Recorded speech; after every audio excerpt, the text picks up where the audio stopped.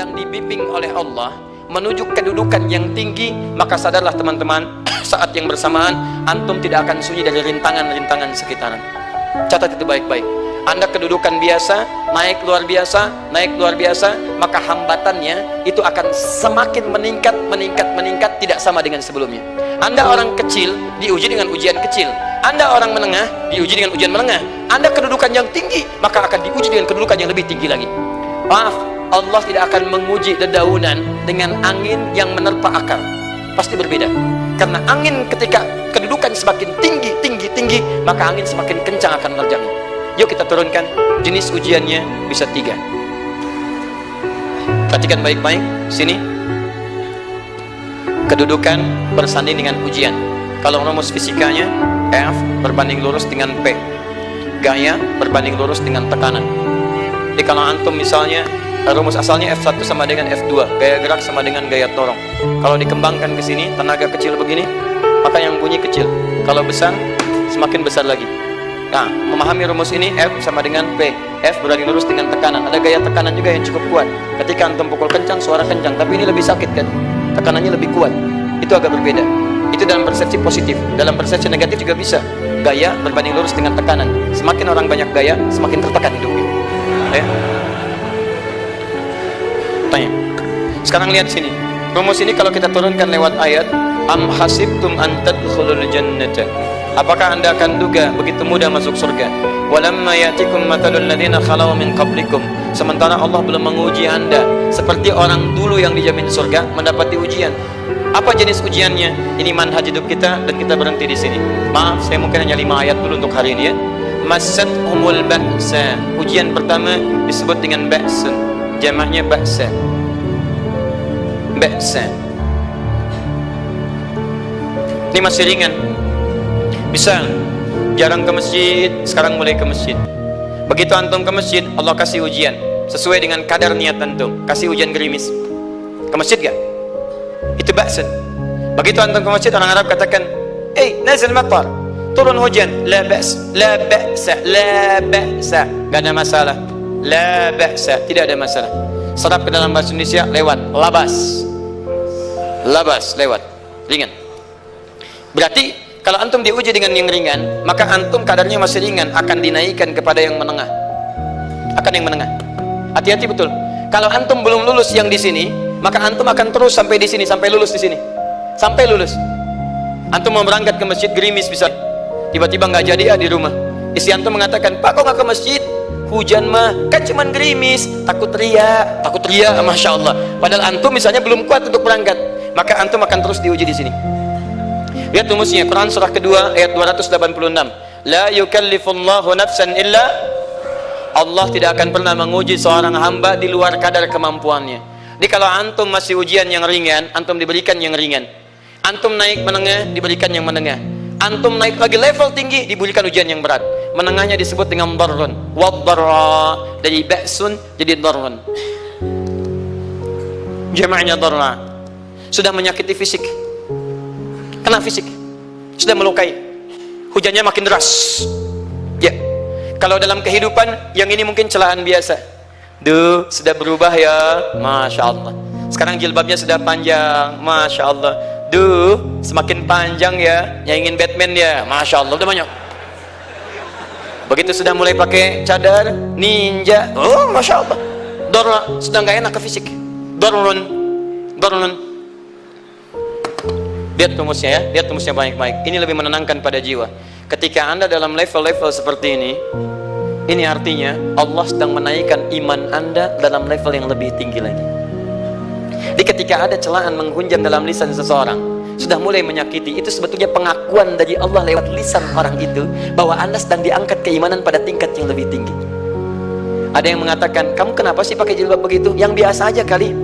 Mah, yang iman biasa sudah banyak. Saya ingin menampilkan keimanan yang luar biasa, supaya dengan iman itu saya lebih mendoakan mama. Saya menampakkan amalan-amalan, mudah-mudahan pahalanya bisa buat mama. Masuk dengan bahasa yang baik, masya Allah. Jadi kalau antum bisa melawan hal-hal demikian dengan bahasa yang indah, itu nyaman kepada jiwa. Kadang-kadang ada kalimat-kalimat yang tidak perlu pakai dalil, teman-teman sekalian. Kembalikan ke sini. Terakhir, wazulzilu zilzal. Zulzilu zilzal. gempa, goyang. Dia ada ujian yang bisa menggoyangkan diri kita, membuat gempa hati kita. Antum sudah nggak kuat, kadang-kadang jalan sempoyongan, padahal nggak ada gempa di luar, cuman hati kita kayak kena goncangan, diserang sana, serang sini, nggak bisa tidur, nggak bisa makan, tawarin ini susah, itu susah. Wazulzilu, bahkan hatta yaqula Rasulullah walladzina amanu ma'ahu mata nasrullah, sampai-sampai Rasul SAW, bahkan orang-orang beriman, bahkan yang setelahnya bisa mengatakan, kapan ini berakhir? Akan tiba masa Anda mengalami satu situasi sampai Anda mengatakan, kapan berakhirnya yang seperti ini?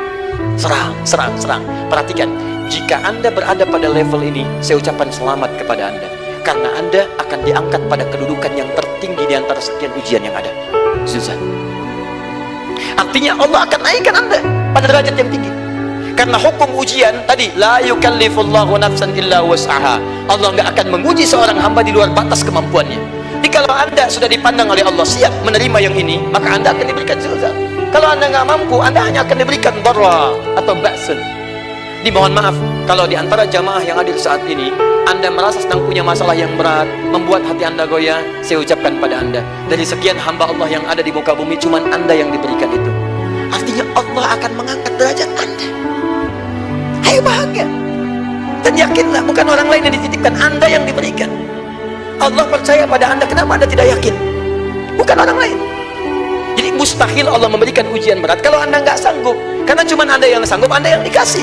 Makanya jangan mengeluh, jangan katakan, ya Allah kenapa saya, Allah, why me? Kata Allah, why not? Kamu yang bisa, yang lain tidak. Dan tanpa harus Anda menuliskan status, memang cuma saya yang sanggup. Oh Masya Allah, gak usah. Sadari, kalau bukan sayang, Allah itu punya sifat adil, gak mungkin menukar sesuatu di luar kadarnya. Antum tahu cicak? Halo? Jangan katakan wallahu alam, cicak. Cicak, baik. Bagaimana aktivitasnya? Merayap. Di mana? Dinding. Apa makanannya? Nyamuk. Nyamuk bagaimana aktivitasnya? Terbang. Pertanyaan saya, di mana keadilan Allah menjadikan makhluk yang merayap makanannya terbang? Kalau nyamuk masuk kategori pertama tadi, pintar dan tahu dirinya pintar, jadi mainan cicak. Cicak, ayo tangkap. Cicaknya cuma merayap, dianya terbang. Beruntungnya nggak ada nyamuk yang jenius. Tapi yang paling hebat, perhatikan bagaimana lisan orang tua kita menanamkan kalimat-kalimat untuk menanamkan tauhidullah subhanahu wa ta'ala. Cicak-cicak diam-diam merayap. Perhatikan, yang Allah tuntut pada cicak, merayap kamu, walaupun cuma diam-diam. Lihat baik-baik, diam-diam merayap. Datang seekor, Masya Allah, ketika dia merayap, nyamuk datang. Lihat, bukan cicak mendatangi nyamuk, tapi nyamuk mendatangi cicak. Kalau cicak tidak merayap, mustahil nyamuknya datang.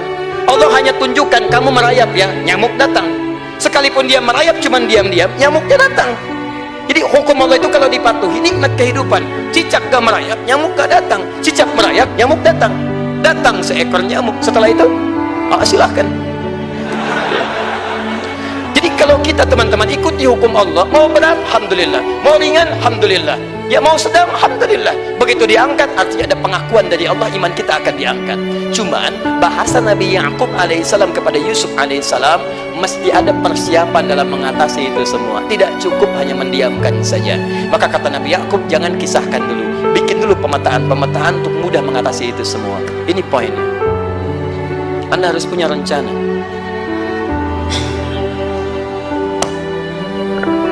Maka Nabi Ya'qub menyiapkan, bekali dulu ini, siapkan itu. Kalau ambil ke aspek teori untuk kita sekarang, tafsir dari ini untuk menyelesaikan solusi di Quran surah kedua ayat 214 tadi, maka jawabannya ada di Quran surah ketiga ayat 142, paling kiri sebelah atas. Ini kanan sebelah bawah, ini kiri sebelah atas. Dan awal ayatnya dibuka dengan kalimat yang sama. Perhatikan, Al-Baqarah ayat 214 kalimatnya menggunakan am hasibtum an tadkhulul jannah. Ali Imran 142 am hasibtum an tadkhulul jannah. Yang Al-Baqarah itu ujiannya, walamma ya'tikum mathalul ladzina khalau min qablikum masathumul ba'sa wad-dharra wazulzilu. Yang Ali Imran itu solusinya. Am hasibtum an tadkhulul jannata walamma ya'lamillahu alladzina jahadu minkum wa ya'lamas sabirin. Saya tutup sampai sini dulu. Teman-teman perhatikan, walamma, sedangkan Allah ya'lamillahu alladhina jahadu minkum, belum melihat kesungguhan Anda untuk mengatasi berbagai persoalan kehidupan itu. Kalimat jahadu, akar katanya dari kata al-juhdu, serius, sungguh-sungguh. Jadi kalau persoalan Anda ingin segera selesai, Anda mesti serius. Hei yang sedang kuliah, kalau mau cepat selesai kuliahnya, serius belajarnya, pahami dengan baik. Kalau Anda nggak pernah serius, bagaimana bisa menyelesaikan pelajaran dengan baik? Hei yang sedang berumah tangga, kalau ingin baik rumah tangganya, serius dalam berumah tangga, keluarkan hukum-hukum Allah, terapkan dalam kehidupan rumah tangga, Anda akan mendapatkan manfaatnya. Hei yang sedang berbisnis, serius dengan pekerjaan, karena hanya orang serius yang bisa menghasilkan kekayaan-kekayaan yang terbaik. Serius dalam ibadah, karena ibadah melahirkan keberkahan dengan kekayaan yang Anda dapatkan dari titipan Allah Subhanahu wa Ta'ala. Ayo serius. Al-juhdu dibagi 3 bagian. 1, serius dalam merencanakan, disebut ijtihad namanya, bikin rencana. Misal, maaf, tadi dalam keluarga, kalau diambil kedudukan Yusuf alaihissalam, antum tempatkan itu pada porsi pertama sebagai target. Misal, Yusuf diberikan kedudukan oleh Allah, bagaimana anak saya punya kedudukan walaupun tidak sama dengan Yusuf alaihissalam. Cari, rencanakan, buat pemetaan, di masa depan anak saya mesti punya kedudukan apa? Kalau dalam kedokteran, kedudukan dokter yang terbaik. Kalau dalam bisnis, pengusaha yang terbaik. Misal, kalau dalam pemerintahan, jangan tanggung-tanggung jadi presiden, jadi itu. Anda turunkan kemudian pendidikannya dari situ. Ijtihad direncanakan, masuknya lewat sini, lewat sini, lewat sini, lewat sini. Seperti kemudian, maaf, Hannah dengan Imran rahimahumullah merencanakan hasil yang terbaik untuk Maryam, bahkan sejak dalam kandungan. Quran surah ketiga Ali Imran dari ayat 35 sampai 37, paling kiri pertengahan sampai bawah. Idh qalat imra'atu Imran rabbi inni nazartu, bahkan nazartu ma fi batni muharrara, saya bernazar anak saya yang lahir ini akan punya kedudukan dekat dengan Allah Subhanahu wa Ta'ala. Di sejak bayi direncanakan mau jadi apa. Setelah itu apa? Jihad. Jihad itu kesungguhan dalam mempraktekkan, mengaktualisasikan konsep yang sudah dibuat. Jangan sampai cuma berdoa tapi doanya tidak disandingkan dengan ikhtiar, nggak nyambung. Makanya ketika lahir ada jihad dengan doa. Falamma wada'at saqalat rabbi inni wada'tuha untha, ayat 36-nya. Wallahu a'lamu bima wada'at wa laysa dzakaru kal untha. Lihat, wa inni sammaituha Maryam wa inni u'idhuha bika wa dzurriyyataha minasyaitonir rajim. Doa. Setelah berdoa apa? Teruskan bagian akhirnya ayat 37-nya. Maaf teman-teman, tidak cukup dengan doa. Karena Maryam masih dekat dengan Allah, punya kedudukan, dia mesti dirawat oleh orang yang paling saleh. Cari Nabi Zakaria, orang saleh, mesti merawat. Tempatnya mesti netral dari keburukan, bikin mihrab. Jadi tempat dibuatkan, orang soleh merawat, doa dipanjatkan, doa berbanding lurus dengan ikhtiar. Apa yang terjadi? Ayat 37-nya. Fataqabbalaha rabbuha biqabulin hasanin wa ambataha nabatan hasana. Maka Allah Subhanahu wa Ta'ala menerima usaha orang tua ini. Doanya diterima, ikhtiarnya diterima. Jadi kalau antum mengambil ayat tadi, diterapkan dalam kehidupan, rencanakan teman-teman sekalian. Anak mau sekolah di mana? Mau jadi apa? Turunkan ke bawahnya.